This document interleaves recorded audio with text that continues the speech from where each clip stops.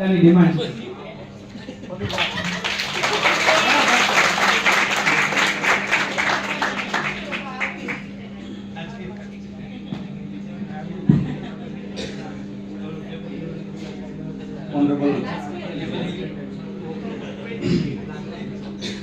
Honourable આદેશ sir, મારી લાઈફમાં બીજી વાર હું એમને ઓનરેબલ કહું છું. બંને ક્લાસમેટ છીએ એટલે ખૂબ જ સારી રીતે ઓળખીએ છીએ.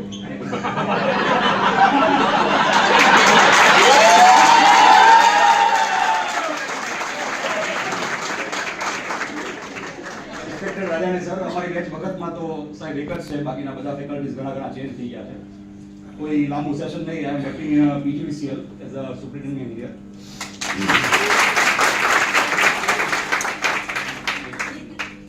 એક જ વાત કહું, ઘણીવાર લાઈફમાં નાની મોમેન્ટ્સ છે એ કેટલો ઇમ્પેક્ટ પાડતી હોય છે કોઈ પણ વ્યક્તિના કે સમાજના માનસ ઉપર.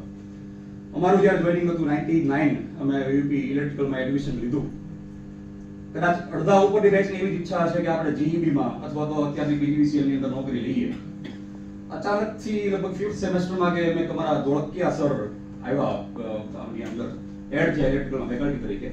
આવ્યા પછી અમને ખબર પડી કે 11 વર્ષ એમણે નોકરી કરી હતી જેડકોની અંદર, GEB ની અંદર, અને 11 વર્ષ પછી નોકરી છોડીને આની અંદર આવ્યા. એટલે અમારી બધા માટે એમ શોકિંગ હતું કે આપણું તો એક ડ્રીમ છે કે આપણે PGVCLમાં નોકરી કરવી. તેની સામે માણસ 11 વર્ષ પછી છોડીને આવે છે. એટલે આવીને એમણે કીધું ભાઈ મને અમુક વસ્તુઓ સેટ નથી થતી. ધીમે ધીમે એમને ખબર પડી કે આ આગળ જઈને આની અંદર જવાના છે.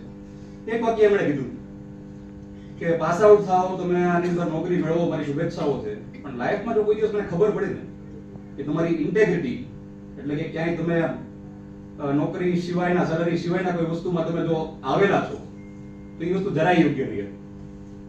આજની તારીખે વી આર લકી ઇનફ કે 2003 અમે પાસ આઉટ છીએ. અમે પાસ આઉટ થયા પછી પહેલી BS ની રિક્રુટમેન્ટ આવી. અત્યારે PGVCLના કોઈ પણ સર્કલમાં, કોઈ પણ ડિસ્ટ્રિક્ટમાં, તાલુકામાં જઈએ તો મોસ્ટલી એવું બને કે અમારી બેચના અથવા અમારી જુનિયર બેચના સારી કેડર તરીકે, ઓફિસર તરીકે હોય છે.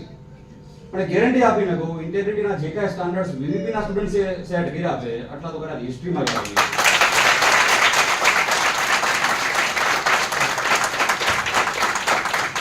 અને એનું એક પરફેક્ટ અને લાઈવ એક્ઝામ્પલ 2020 જ્યારે તાઉતે સાયક્લોન આવ્યું.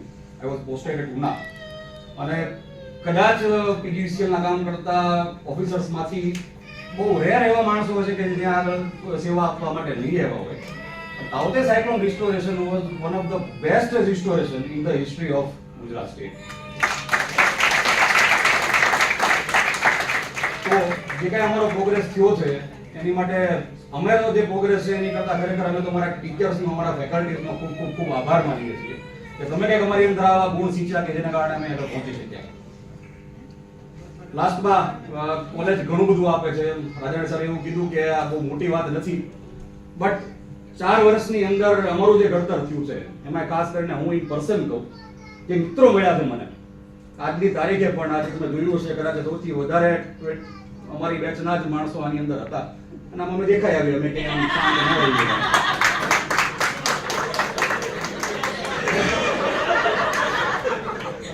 એટલે આજે મિત્રો મળ્યા છે. આ મિત્રોથી જ અમારી લાઈફ હાલે છે, એનાથી જ અમારી કેરિયર હાલે છે, અને વિશ્વાસ છે કે ગુજરાત સ્ટેટને અમે ક્યાં ને ક્યાં આગળ લઈ જશું. Thanks to all of you.